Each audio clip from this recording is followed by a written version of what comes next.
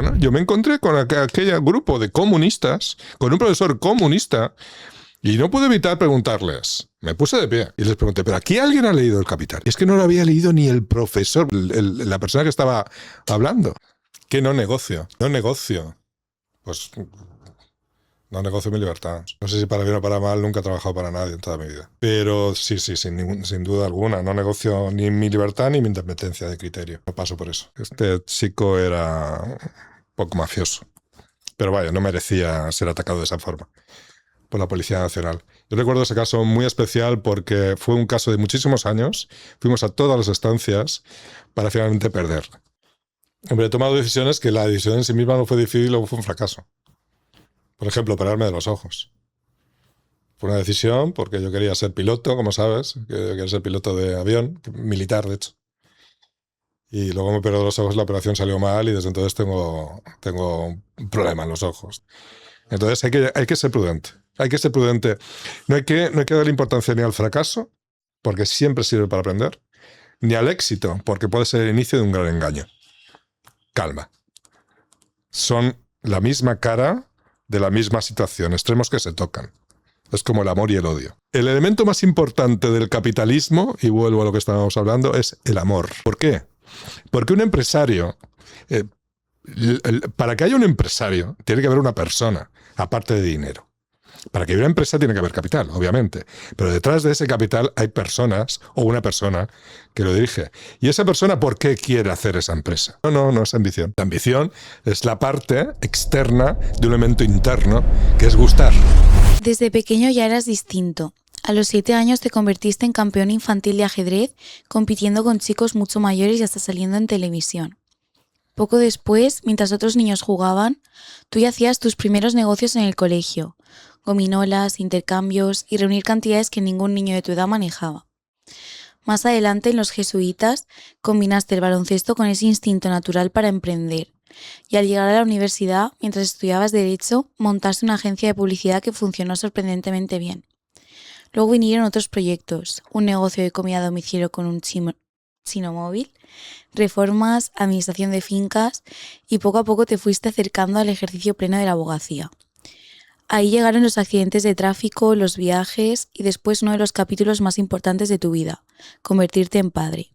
También desarrollaste estudios de posgrado, te metiste en el mundo de las inversiones, donde ganaste, perdiste y volviste a aprender, y seguiste ejerciendo sin parar. Hasta que en 2015 te adentraste en el mundo de las reclamaciones masivas contra bancos y en 2017 ya estabas ayudando a decenas de familias a recuperar gastos hipotecarios. Aquella Navidad reuniste a más de 70 clientes en un mes y desde entonces no has dejado de impactar hogares, defender a consumidores y convertir tu experiencia en un proyecto que sigue creciendo. ¿Qué tal?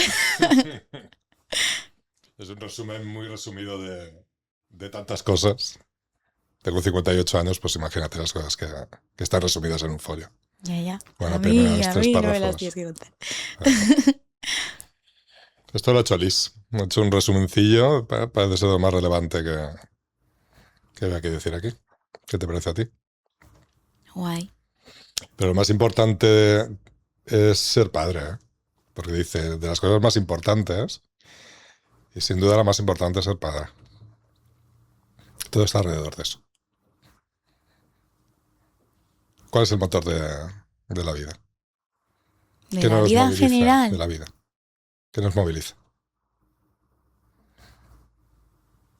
Si quieres te doy mi opinión. Vale. El amor. ¿El amor? Es un concepto amplio, si quieres te lo digo de otra forma, gustar. Gustar a la gente. Ay, yo no. ¿Por qué crees tú que la gente quiere una casa más grande o un coche mejor? Yo creo que el objetivo de la vida es llenar un vacío existencial. ¿Qué va? Sí. Para eso necesitas un vacío existencial. Lo tienes. ¿Y si no lo tienes? Entonces, ¿cuál es el objetivo de la vida? Llenarlo. Si no lo tienes es que no sé. O sea, que gustar en realidad es un vacío existencial. Es, o sea, es un intento una pretensión de llenar un vacío existencial. Sí, buscar. O sea, el vacío existencial desde la perspectiva de darle una razón, un sentido a la vida. Sí. Como no existe, hay que encontrarlo. Se podría decir. ¿Ya? Es interesante. Entonces, tú has trabajado de muchas cosas, ¿no, Baba? He trabajado mucho. Vale. Y de todo lo que has trabajado antes de ser abogado, ¿qué es de lo que más has aprendido, se podría decir? Lo más duro fueron las inversiones financieras internacionales. Yo quise hacerme Claro. millonario con eso y al final conseguí hacerme millonario, pero no con eso. Pero derivado de eso, realmente. ¿Y cómo fue? ¿Qué hacías? Pues al final he ganado bastante dinero con el derecho al consumidor como abogado. Pero el aprendizaje que tuve en las inversiones financieras me llevó a dominar muy bien determinados aspectos de la normativa financiera, entre ellas la normativa bancaria, derecho bancario, etc. Y con la seguridad que me daba, la facilidad de encontrarme con préstamos hipotecarios, por ejemplo, para mí resultaban sencillísimos. Después de tener que analizar todo lo que son las documentaciones de fondos de inversión a nivel internacional, inmensas cantidades de documentación. Cálculos matemáticos que va mucho más allá de un sistema francés de devolución de un préstamo. Por ejemplo, dominar y comprender todas las variables de la fórmula de varias de schools, por ejemplo, ¿no? Que dominan el régimen financiero. Entonces, indirectamente me ayudó a triunfar, entre comillas. ¿Y cuál fue tu primer trabajo? Y qué te enseñó que todavía llevas contigo. Primer trabajo no, pero lo has dicho tú antes, la primera forma de ganar dinero que tuve yo fue vendiendo gominolas en el colegio. La diferenciación estaba en que lo hacía dentro de clase. A mí no me gustaban las gominolas, nunca me han gustado. Pero veía que a la gente le gustaba mucho, compraba gominolas en la tiendecilla de la esquina y dentro de clase las vendía sencillamente al doble de precio. ¿De qué me di cuenta? De que la diferencia competitiva estaba en que lo hacía dentro de clase. Lo cual, dentro de clase, pues había un pequeño riesgo de que te pillara el profesor, que te dijera que eso no estaba bien. O mi propia madre en su momento me dijo, tu abuela, me dijo que dejara de hacer esas cosas. Pero en clase la gente era capaz de comprar la misma gominola por el doble de precio por el hecho de estar dentro de clase. Eso te ayuda. ¿A qué te ayuda? ¿Qué percibes tú en eso? ¿En qué? En dar una oferta en un lugar donde no existe esa oferta. Yo vendía gominolas en clase, ¿entiendes? Muy bien. A partir de ahí, ¿dónde está la ventaja competitiva? Cuando tú tienes un negocio, la ventaja competitiva está o en el conocimiento o en la capacidad de trabajo. El conocimiento incluye muchas cosas. El conocimiento profundo, por ejemplo, científico, o conocimiento de eficiencia en los mecanismos internos de las empresas. Tú tienes o en la capacidad de trabajo. Es decir, si una persona trabaja 8 horas y tú 12, estás ganándole, pero a cambio de trabajar 12. Entonces, compitiendo en capacidad de trabajo hay que competir también en conocimiento e información. En inteligencia aplicada a los procesos dentro de las empresas. Si no, el ser empresario puede llegar a ser una amargura si no compites correctamente. ¿Por qué una amargura? Porque si pierdes dinero, ¿qué diferencia hay entre ser empleado y empresario? Es más, ¿qué diferencia hay entre ser funcionario, que lo veo la mejor opción si no quieres ser empresario, ser funcionario del Estado? La diferencia es que siendo empresario tienes que competir. Si eres bueno, triunfas. Con todo lo que ello significa, desde tiempo libre a recursos económicos, etcétera. Son más cosas. Si eres funcionario, pues tienes la tranquilidad de no tener un jefe muy claro, de tener la vida tranquila asegurada hasta el día que te mueres y tener un sueldo digno y tiempos de vacaciones y de descanso saludables. Tienes que ponerlo en valor. ¿Y tú por qué decidiste ser empresario y no funcionario? Yo creo que nos vienen los genes. Mi padre era empresario. Le fue bien regular y mal. Mi abuelo era empresario. Y yo creo que tanto yo como tu tía, mi hermana, somos empresarios, hemos sido empresarios y va en la genética. Es una cosa que... No tanto por ser empresario como por no vender tu tiempo a nadie y tus capacidades. Es muy difícil cuando tú tienes ideas distintas que haya un jefe que te apriete, a lo mejor un jefe que no tiene la visión que tú tienes y tú tengas que, a cambio de un sueldo, vender tu tiempo, hacer lo que dice esa persona. Entonces, se compatibilizan los dos puntos de vista. El hecho de no vender tu tiempo a una persona que a lo mejor no le tienes suficiente respeto, no por respeto no personal, sino en cuanto al desarrollo de una actividad en concreto. Y la otra parte es que una empresa, si te va bien, pues te da mucha libertad y te da recursos. Y, y mola mucho si una empresa va bien. Y que a Yayo le fuera mal, no te ha hecho en plan Sí, darle... sí, que a Yayo le fuera mal, pero le fue bien también al principio. Ya, pero Luego le fue mal. regular y finalmente le fue mal. Ujú. Eso le pasó a mi padre, que es tu abuelo, el Yayo. Sí, sí, he sido muy prudente. Yo, por ejemplo, he prosperado con, con recursos de los bancos, préstamos, los justos. Y he crecido de una manera vegetativa. Significa que con los propios recursos vas ampliándolos, utilizando el tiempo. O sea, de una manera, con préstamos es más arriesgado, pero es más rápido. Y de la otra forma es menos arriesgado, es más lento. Pero es que yo creo que el crecimiento vegetativo es mejor porque da tiempo a madurar la evolución del crecimiento. Entonces te da tiempo también a analizar qué estás haciendo bien, qué te estás haciendo mal. Te da tiempo incluso a detenerte y reflexionar. Entonces, bueno, esa ha sido mi opción, pero quizá yo he sido siempre prudente por miedo al fracaso. Con todo lo que has hecho, ¿qué parte de tu carácter dirías que ha sido la que más te ha ayudado? En tu trabajo, en tu vida personal, no sé. Claro, el carácter es un tema bastante complejo. Una de las partes que creo que me han ayudado es, yo tengo el sentimiento del miedo reducido para pequeñas cosas, desde conducir a invertir. Entonces no siento mucho miedo. Eso no significa ser imprudente. Pero esa emoción, si tienes la emoción, sientes miedo, es muy paralizante. Y yo esa emoción la tengo reducida. Y luego creo que soy una persona segura. Y esa seguridad se manifiesta, por ejemplo, como abogado, se manifiesta mucho en los juicios, a la hora de hablar. En fin, sí, para ser un buen abogado debes de manifestar seguridad. Con tus clientes, pero también con el contrario y con el juez. Creo que estas dos... Debería de pensar un poco más despacio, pero creo que esas dos características me han ayudado bastante. Y que no negocias nunca, ni en la vida ni en el trabajo. ¿Qué no negocio? Ujú. No negocio. Pues no negocio mi libertad. Ni la independencia de movimientos. No sé si para bien o para mal, nunca he trabajado para nadie en toda mi vida.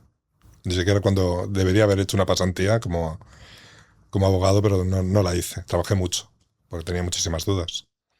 Y las dudas las resolvía trabajando mucho. Hacía muchos escenarios para resolver, para saber qué estrategia tenía que aplicar en un concreto caso al principio. Pero sí, sin duda alguna, no negocio ni mi libertad ni mi independencia de criterio. No paso por eso. ¿Puedo preguntarte qué negocias tú? ¿Qué ¿Por negocio qué? yo? Sí. ¿En qué sentido? Por ejemplo, ¿Qué no negocio? ¿qué no ¿Qué negociarías negocio? o qué negocias? ¿Qué no negocio? ¿Qué no negocias o qué sí negocias? Yo negocio todo. ¿Todo vale? Sí. ¿Sí? Es que no No tienes... creo en el blanco y negro. Me Pero- parece que cada situación es totalmente distinta. Por tiempo, por espacio, por estado emocional de las personas involucradas. Entonces no tiene sentido, en plan, La tener honestidad, las mismas reglas. la honestidad la en todo. negocias. Sí, en todo. Todo puede valer. Sí. La Hay- ley, la negocias. Como si yo Las no costumbres yo no negocio. sociales. Yo ni pincho ni corto en la ley. No, pero, por Yo ejemplo, la sigo o no la sigo. costumbres sociales, no sé, llegas a un acuerdo, das tu palabra de comprar una cosa, de vender una cosa. Ujú. Luego a lo mejor viene un mejor postor y te ofrece más. O tú quieres comprar y hay a algo que está mejor en precio, mejor en calidad. ¿Cambias tu palabra? Porque Pues depende. depende, ¿no? De las Mm. situaciones. Y puede estar mejor o peor hecho, pero no sé. Depende, todo depende. ¿Qué opinas de las Mi empresas? no negociable es eso. Hacerlo así, todo. Tu no negociable es hacer...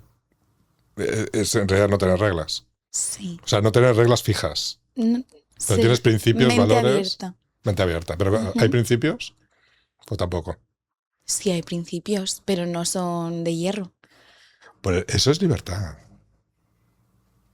Eso que tú manifiestas es libertad. Sí es libertad porque es lo que yo quiero. Pues maniobras, no hay reglas. O sea, sí hay reglas, pero tú maniobras sobre ellas. Eso es independencia también. Pero no por encima de otras personas. Porque tú tienes un punto de vista muy conceptual, muy, muy conceptual. Pero en realidad estamos hablando de lo mismo, es libertad e independencia. Porque tú eliges. Ya, pero no es mi libertad y mi independencia. O sea, igual que esas reglas van para mí, van para el resto de personas. Yo estoy perfectamente de acuerdo. Mm. Yo estoy perfectamente de acuerdo. Yo aquí se lo digo a los empleados que tengo. O sea, yo quiero que tú prosperes, no quiero que me vendas tu tiempo. Es que lo digo de esa forma, pero cada uno tiene circunstancias. Hay momentos en los que tiene que hacerlo, no tiene que hacerlo. Hay momentos, sencillamente hay personas que prefieren vivir tranquilas. La empresa tiene una servidumbre muy importante que es que te la llevas a dormir. No, nunca descansas 100%. Entonces, eso es bonito si te gusta. Si no te gusta, o si tienes una empresa que no acaba de funcionar bien y no te da opciones de descanso, o sea, no te puedes permitir un buen descanso para resetear, esa es la peor servidumbre de las empresas. Y es la mejor ventaja de los funcionarios, que duermen la mar de bien. Pero ¿y tú que quieres ser libre y todo esto? ¿Por qué decidiste trabajar de algo que es una servidumbre? No, porque la empresa, si te funciona bien, es la mejor forma de llegar a una libertad. Tú controlas tu agenda, controlas tus tiempos, o sea, aplicas tus tiempos al estado emocional que tú puedes tener. Bueno, depende de la persona, yo creo. A lo Depende mejor de la una persona. prefiere trabajar 8 horas a su casa y no pensar en más. Y es perfectamente legítimo. Y para eso esa persona es la libertad, ¿no? Por ejemplo, si tú le das mucha más importancia a la familia y al cuidado de los hijos, al cuidado de tu familia en general, no puedes estar en dos sitios a la vez. No puedes dar el 100% en la empresa y el 100% en tu hogar. Es imposible. O sea, tienes que elegir. Entonces, como hay que elegir, si quieres dar el 100% en tu familia, mejor hacerte funcionario. Pero si tú quieres dar el máximo para tu familia, pero desde una perspectiva de aportar recursos, mejor hacerte empresario. Siempre y cuando puedas llegar a ser competitivo. Porque también hay personas que se dedican a ser empresario y no tienen cualidades. Entonces, bueno, es mejor darse cuenta antes que después, pero... En fin, quiero decirte que todo es legítimo. Todo es lo mejor, adecuado al carácter de cada cual. Vale. ¿Y por qué decidiste ser abogado? Pues mira, no sabía que yo terminé la carrera, sabía que quería ser empresario, porque mi padre lo era, porque mi hermana estaba terminando de estudiar economía, y como no tenía muy claro qué estudiar, a mí me gusta la arquitectura y la arqueología, pero en Alicante no había. Yo quería estudiar en Alicante. Y me becaron para Madrid, pero yo no me quería ir a ningún lugar. Al final estudié Derecho, un poco por no saber exactamente qué hacer. Y yo nunca pensé que estaría toda la vida detrás de una mesa dedicada a los papeles. O tantos años, porque últimamente la verdad es que papeles como abogado, resolviendo casos concretos, hago pocos.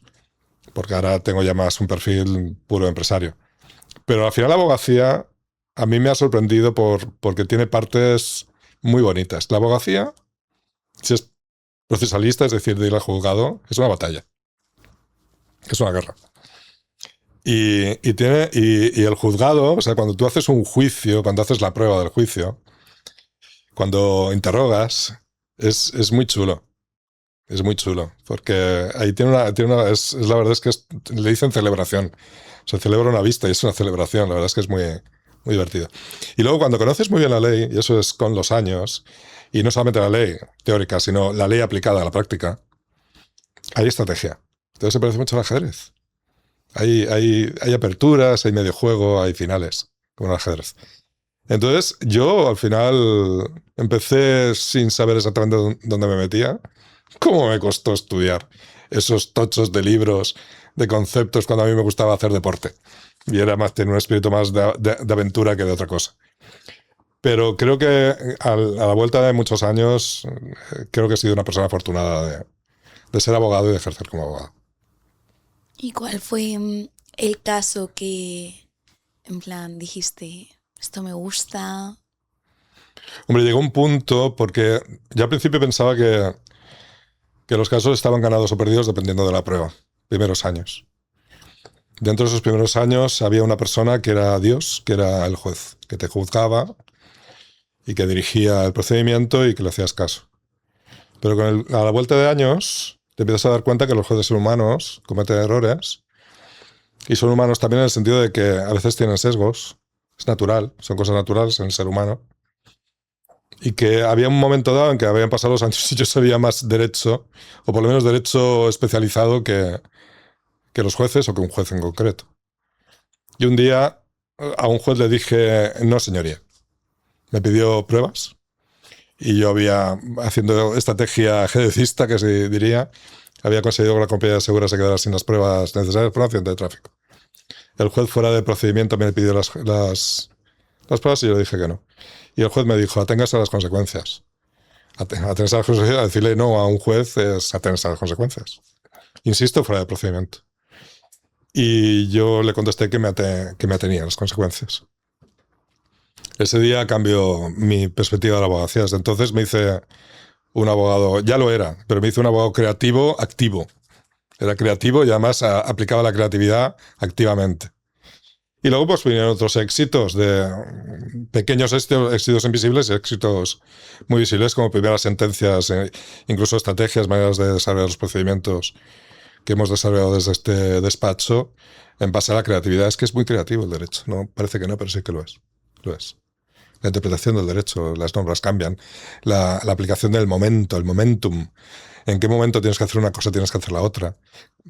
¿Cómo va la jurisprudencia influyendo en ese momentum? Es muy interesante. Llega a ser... es sofisticado. ¿Alguna vez, en plan, has cometido algún error que luego te haya hecho ¿Errores? crecer y mejorar? Es que solamente se aprende con los errores. Y algunos sí Yo que empecé haciendo cuota litis. Cuota litis es que, por ejemplo, accidentes de tráfico cobrabas y ganaba. Si ganabas, cobrabas. Si no ganabas, cobrabas nada. Cero. Uh-huh. Y eso la verdad es que es un aprendizaje. A lo largo de los años aprendes a ganar. Cuando yo más aprendí fue en los casos en los que cobré cero. Porque yo los llevaba, yo he llegado a Estrasburgo, he llegado al Tribunal Constitucional varias veces, al Tribunal Supremo, para finalmente perder. Yo llegué al caso, por ejemplo, que llevé a Estrasburgo por derechos humanos, un caso precioso, a un hombre que la Policía Nacional, posiblemente por un error, yo interpreto que fue un error, no lo mataron, pero le pegaron muchos tiros y le pegaron 2 tiros en la cabeza, lo dejaron inválido, debía haber muerto, pero no murió. Y esto lo llevé a Estrasburgo para finalmente perder.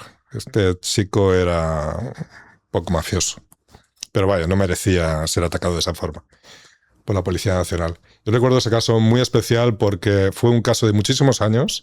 Fuimos a todas las estancias para finalmente perder. Bueno, pues fue el caso que más he aprendido. Y como ese caso son varios que hemos llevado al Constitucional, al Tribunal Supremo, y de esos casos, los más difíciles, es de los más que aprendes. Sin embargo, los casos más lucrativos, por ejemplo, también en accidentes de tráfico, he tenido casos en los cuales, como consecuencia de un accidente, una persona ha quedado ciega.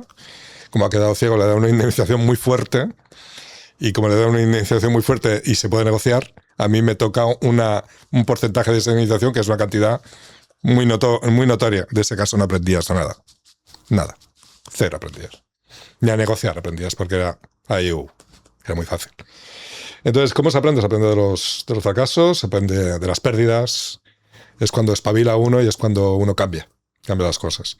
Si todos son éxitos al principio, uno se cree que es ciencia difusa, que está iluminado por el cielo y eso es mentira, no hay iluminaciones, hay trabajo y aprendizaje y experiencia. ¿Y hay algo en plan en específico que en plan que hayas aprendido de, yo qué sé, de un error o de un desliz o que haya sido como importante para cómo funciona el despacho? ¿A nivel personal o a nivel de despacho? Sí, por ejemplo.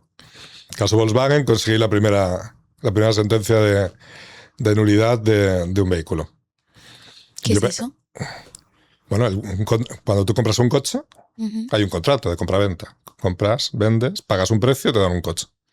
Entonces ese coche había un fraude dentro de ese caso, vendían un motor que no cumplía la normativa. Lo resumo muchísimo, es un tema muy complejo. Y yo conseguí la primera sentencia de nulidad en base a una argumentación maravillosa que yo pensé que se podía implantar en toda España. Lo intentamos y al final no se pudo implantar en toda España. Había muchas cuestiones políticas ahí, porque realmente se tenía que haber ganado. De hecho, aún son casos que están abiertos. Es un caso que está abierto.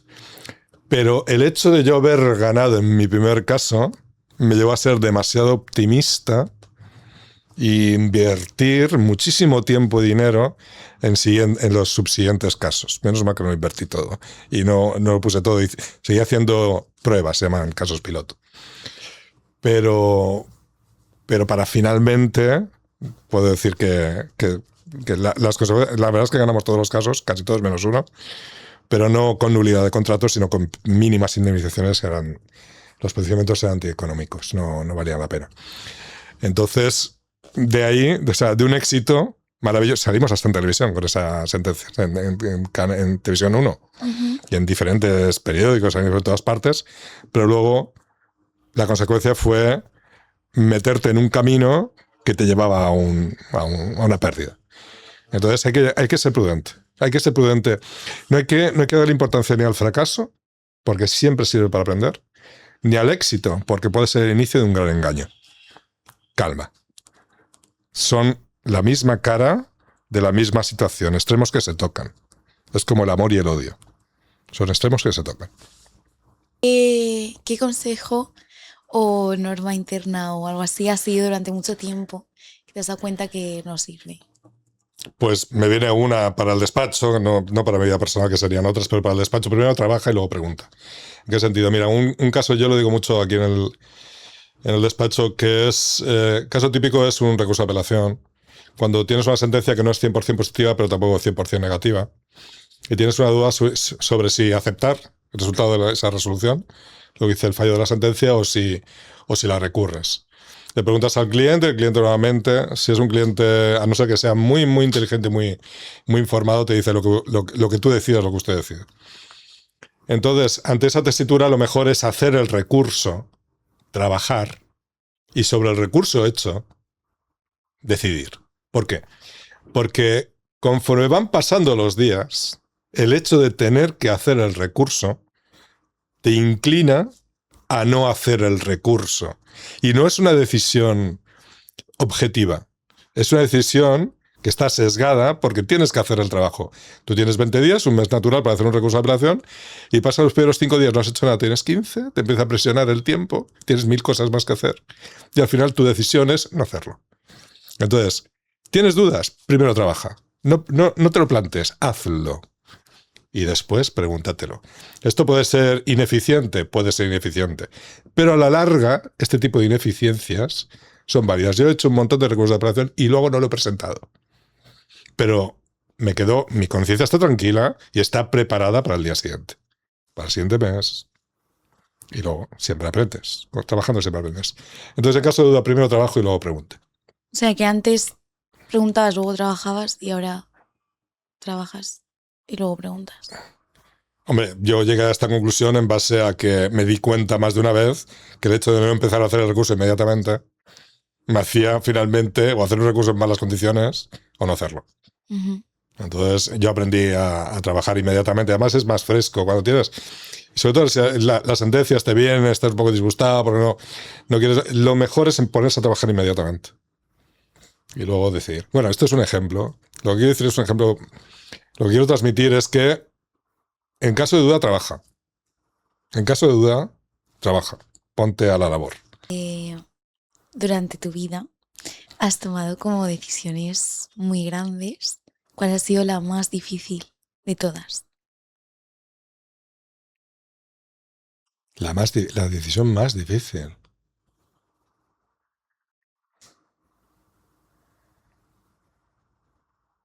La más difícil.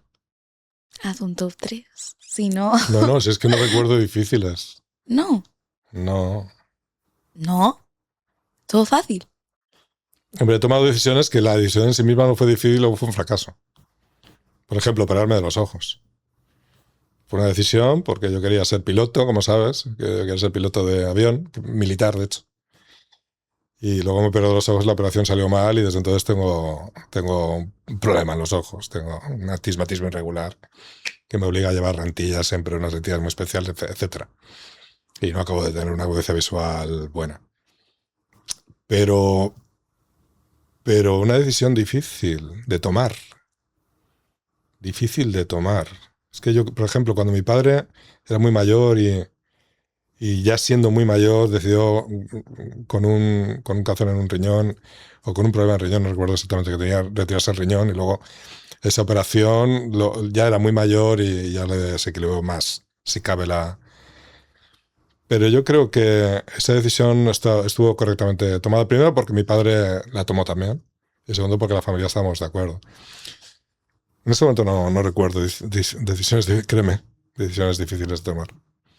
Yo he tomado otras decisiones, por ejemplo, yo el despacho lo cerré precisamente para ir a Valencia y luego tuve que abrir porque ir a Valencia no fue la mejor decisión, pero no fue una decisión difícil, fue una decisión tomada. No recuerdo decisiones difíciles. A lo mejor es porque no tienes miedo. Entonces no A son lo mejor porque no difíciles. tengo miedo, puede ser. Las tomas y ya está. Puede ser. Puede ser eso, sí. Tengo el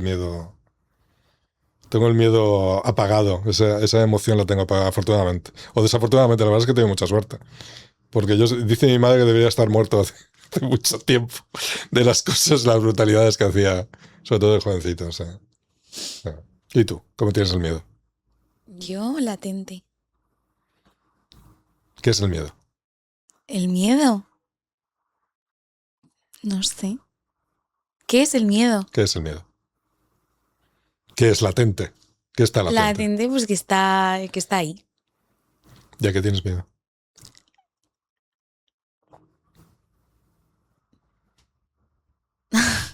No sé. A todo un poco. ¿A la soledad?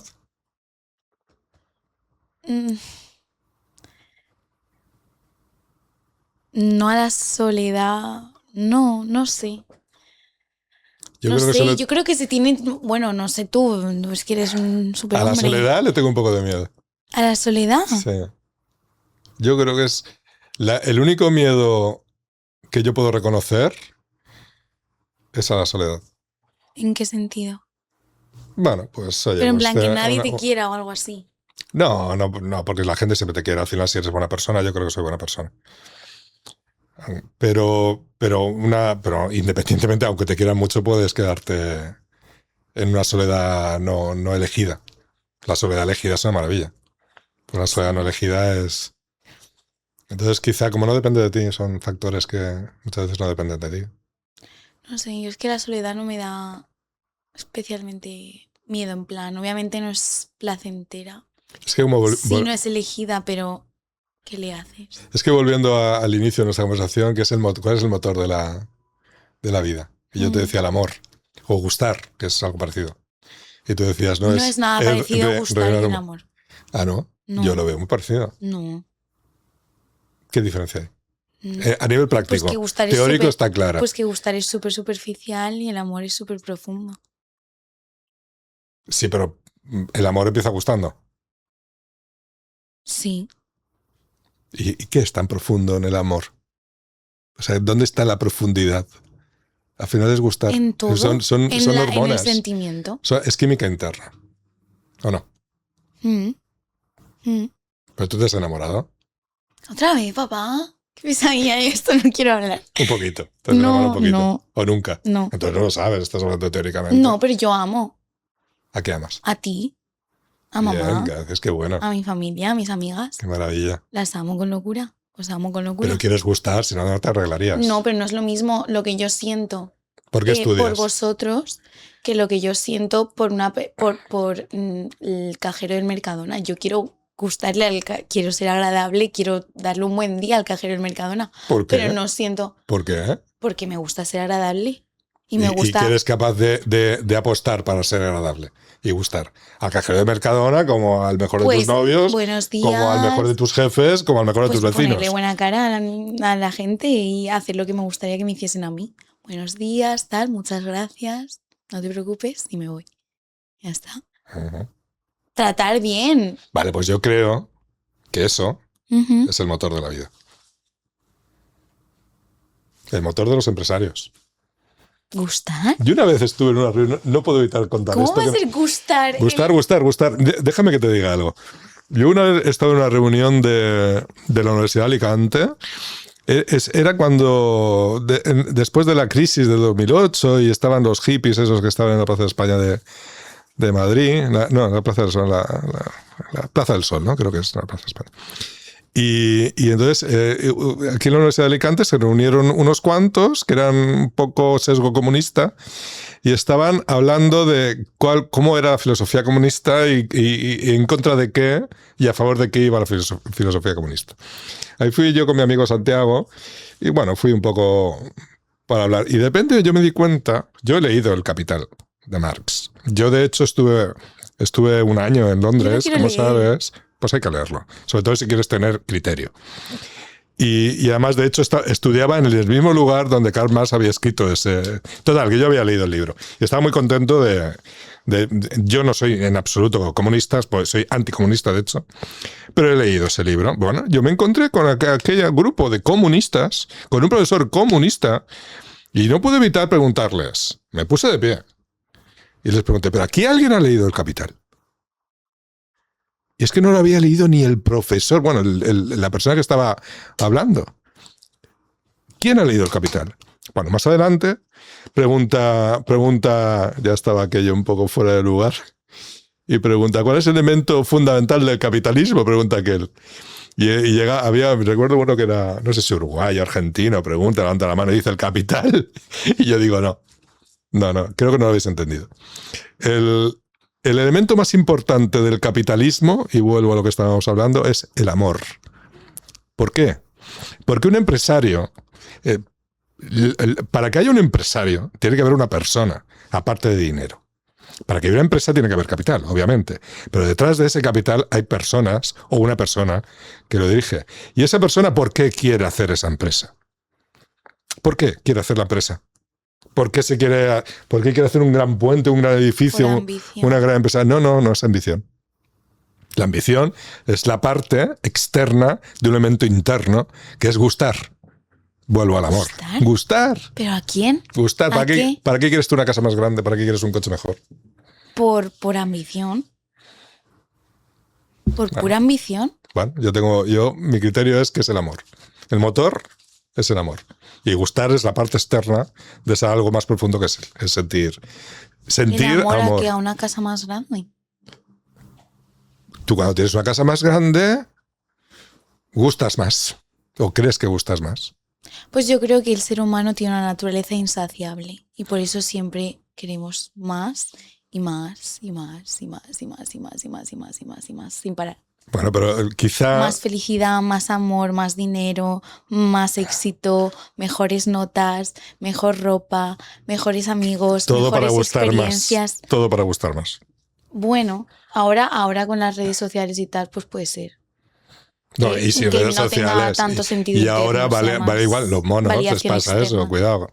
Bueno, los monos hay estudios. Pero el hombre de Neandertal seguramente también quería ser más fuerte y tener un palo más grande para tener derecho a reproducirse mejor. Es así. Es así.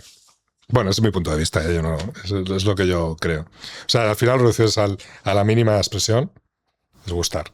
¿Para qué quiero un coche? ¿Para qué quiero una empresa? ¿Por qué voy a trabajar? Pues que es súper ¿Por qué triste. quiero hacer familia? Me ¿Cómo es parece triste? súper triste. ¿Cómo triste? Es lo más bonito. ¿Gustar? El amor. El ¿Qué amor. es que era para mí el amor y gustar no tiene nada que ver? Bueno, pues yo creo que sí. Gustar depende creo que de es los casi lo demás mismo. y el amor depende de ti. Gustar es un elemento externo, el amor es un elemento interno. Exacto. Pero bueno, pues es casi igual. Incluso No. son partidas, la ambición es una parte de gustar. No estoy nada de acuerdo, pero bueno, no pasa nada. Uno es más ambicioso porque quiere gustar más. O puede gustar más. En fin, es un tema. Si quieres, seguimos con Sí, lo que estábamos. Vale, ¿qué crees que la gente interpreta mal de ti y te gustaría aclarar?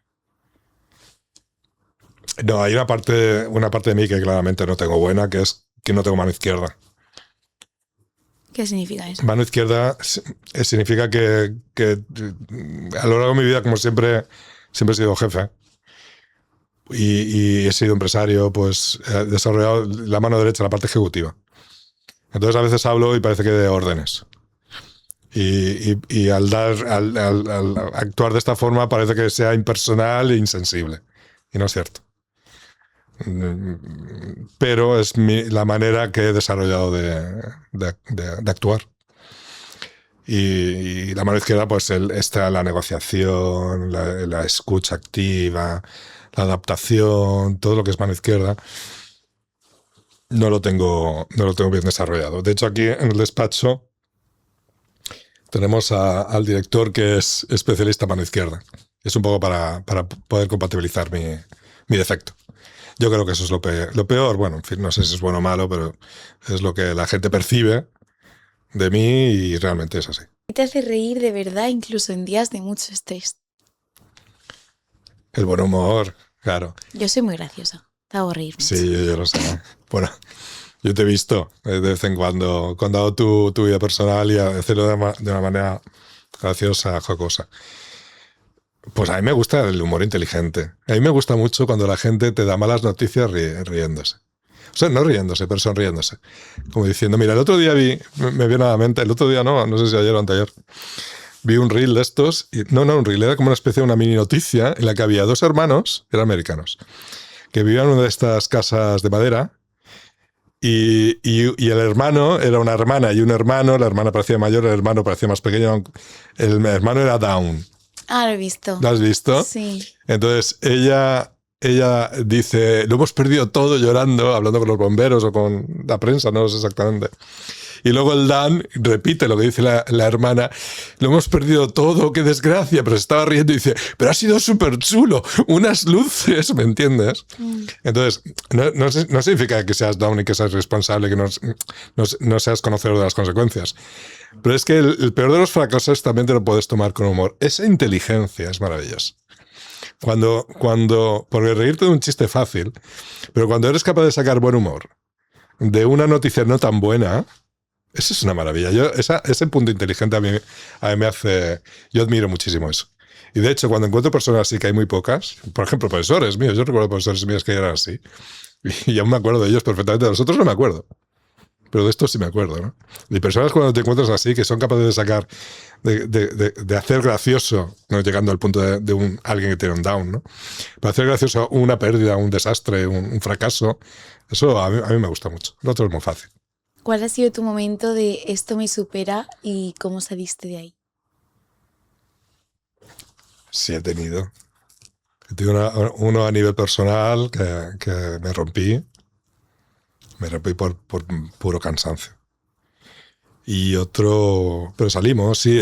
Yo, por ejemplo, cuando me casé y me peleé un poco con mis padres, porque yo trabajaba con mis padres, y tomé la responsabilidad de un matrimonio, con todo lo que eso significa, una casa, un hogar, eso todo un hombre, que antiguamente los hombres cargaban con la obligación de aportar recursos. Y aparte no solamente de aportar recursos hasta un nivel de estabilidad en ese hogar, sino yo quería más, porque era ambicioso, quería gustar. Entonces yo empecé a trabajar, pero me salía del alma, ¿eh? Empecé a no dormir y Y cuando pasaron meses empecé a ver moscas. Ver moscas es empezar a no tener un pensamiento estable. Y menos mal que me di cuenta y bueno, la verdad es que yo era administrador de fincas, empecé a llevar un montón de comunidades, empecé a llevar un despacho de abogados, empecé a invertir en inmuebles, todo esto lo hice en un periodo muy corto de tiempo, todo a la vez, todo en 2 años. Pero yo trabajaba 20 horas al día, pero 20 horas literalmente, porque es que no dormía. O sea, yo dormía 2, 3 horas, no dormía más, porque no tenía ganas de dormir. Y al final empecé a ver moscas, a no pensar, a estar mal de la cabeza. Entonces, bueno, la acción siguiente fue elegir lo mejor, seleccioné lo mejor, lo que podía manejar, y la verdad es que fue un éxito, pero todo eso es un proceso de años. O sea, no eliges lo mejor en un año, tienes que tomar decisiones, tienes que ir tomando decisiones. Yo ahí, yo no pensaba que no tenía el miedo, yo tendría unos 30 años cuando te digo esto, y ahí vi que yo tenía límites humanos, ¿me entiendes? Límites físicos, límites psicológicos. Esa fue una. Y luego a nivel intelectual, antes te he hablado yo de la fórmula de Black Scholes, cuando hice el máster en Mercado Financieros Internacionales, que yo era de los que entraba por derecho, pero a mí, tú lo sabes, me han gustado las matemáticas. Y un día nos dijeron que teníamos que resolver la fórmula de Black Scholes, y yo la resolví. Pero la resolví después de casi abandonar. Y yo recuerdo una noche entera que estuve haciendo formulaciones matemáticas, así con un montón de, tacos de folios haciendo formulaciones matemáticas. Y eran las 7 de la mañana, ya era de día, y además estaba en el otro despacho, no el que estaba en el otro lado. Y bajé a la calle por aquí, me pasé por allí diciendo, no voy a poder hacerlo. No voy a poder hacerlo. Y me vino una idea. Estaba fallando en una cosa, en uno de los parámetros, en la beta. Y luego lo pude hacer no ese día porque ya dormí, pero al día siguiente la cuadré. Y la entendí. Y la entendí en profundidad. Muy importante. Porque las matemáticas es un lenguaje, es muy bonito. Las matemáticas, cuando las entiendes, es un lenguaje como el inglés. Solo que es un lenguaje que te lleva a resolver un enigma. Es muy bonito las matemáticas cuando las entiendes en profundidad. Bueno, pues eso también fue un límite que yo no considero mis capacidades, realmente. Bueno, también últimamente Volkswagen, el caso Volkswagen me ha llevado también a extremos. Yo pensé en un recurso de apelación que escribí yo desde la primera a segunda página de 240 folios. Hice varios folios escrito de 150, 140, 130 folios, porque era necesario decir todas esas cosas en un escrito. Eso también me llevó a los límites. Eso me llevó a los límites, realmente. Y eso hace nada, ¿eh? Estoy hablando hace 2 años. En fin, sí, encuentras límites. ¿Qué te gustaría que se recuerde de ti en 20 años? A ti. ¿A mí? Claro. ¿A mí? A mí, ¿qué se me va a recordar a mí en 20 años? ¿Y en 100? Nada. Pero yo no cero. yo no soy nada en plan tuyo. ¿Sabes lo que te No, pero quiero yo en decir? 20 años, ¿qué voy a ser? Voy a ser un abuelito, voy a estar metido en casa, voy a tomar el sol por la mañana, tomar un café, ver la tele. ¿Me entiendes? Nada. Nada. No queda nada. No queda nada. No.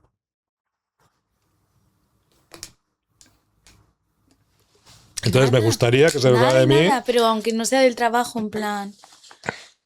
Yo qué sé. Hombre, pues, ¿qué quieres que te diga? Lo típico. Me gustaría que dijeran que he sido buena persona. ¿Qué enseñanza de vida consideras fundamental y nunca te gustaría que se perdiera? ¿En qué sentido? ¿Enseñanza de vida fundamental? Pues no sé.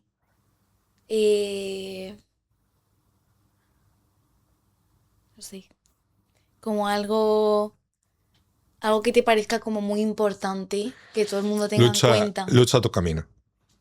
Lucha tu camino. No dependas de nadie. Nadie te quiere como tú te quieres a ti mismo. Y nadie sabe lo que tú tienes dentro. Lucha tu camino. Y atente a los convencionalismos sociales, desde leyes a costumbres y principios, valores, reglas, pero conócete a ti mismo. Es esencial. Y aplica ese conocimiento de ti mismo a tu realidad diaria. Eso no se consigue con 19 años. Es un aprendizaje, es una ecuación en continuo movimiento. O sea, cuando tú piensas que ya has encontrado un punto de felicidad o de estabilidad, con 30, al día siguiente cambia la ecuación. Entonces tienes que seguir persiguiendo esa ecuación de estar bien. ¿Tú crees que te conoces a ti mismo? Creo que, en referencia, estadísticamente hablando, creo que mi conocimiento es en referencia al resto de la gente mayor. También he trabajado mucho esa parte. Y también me lo he podido permitir. Mira, muy importante es no decir mentiras. Pero no porque lo digan los 10 mandamientos. O no porque pueda ser deshonesto. Es porque si te acostumbras a decir mentiras, al final te crees muchas de esas mentiras. Y entonces empiezas a vivir en una irrealidad. Algo que no es real. Y cuando empiezas a vivir un escenario que no es real, no sabes dónde estás, no sabes quién eres. Entonces no es que no... Hay veces que hay que decir mentiras porque es inevitable para no hacer daño. Pequeñas mentiras, o incluso grandes. Pero siempre que digas una mentira, tienes que ser consciente de que la estás diciendo. ¿Para qué? Para que no se integre dentro de tu pensamiento profundo. Y yo creo, sí, hay más reglas de esas, pero bueno, es una importante.